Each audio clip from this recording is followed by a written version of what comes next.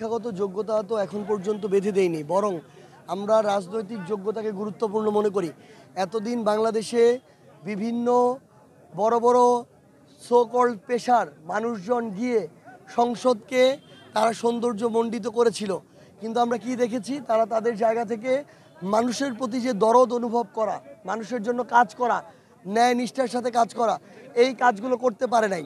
তো এখন ৩০০ জনের মধ্যে ১০ জন যদি এমন মানুষ যায় যে কেউ কৃষক, কেউ রিক্সা চালক, কেউ শ্রমিক, এই 10টা মানুষ গিয়ে ওই সংসদ নাই হয়ে যাবে না, বরং আমরা নতুন করে দেখতে চাই যে ওই মানুষগুলো গিয়ে তারা তাদের অধিকারের কথা বলুক। কারণ যারা এমপি হয়ে ওই সংসদে এতদিন ধরে গিয়েছে, আমরা আমাদের জায়গা থেকে দেখেছি যে তারা রিক্সাওয়ালাদের কষ্ট ভুলে গিয়েছে, কৃষকের কষ্ট ভুলে গিয়েছে, যারা অটো চালায় তাদের কষ্ট ভুলে গিয়েছে, যে ভাইরা আমাদের শ্রমিক তাদের কষ্ট ভুলে গিয়েছে।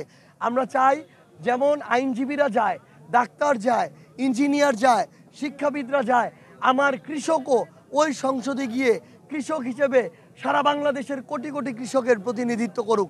এবং আমরা মনে করি এর মধ্য দিয়ে সংসদ সমৃদ্ধ হবে, জনগণের যে চাওয়া পাওয়া সেগুলো আরও বেশি পূরণ হবে।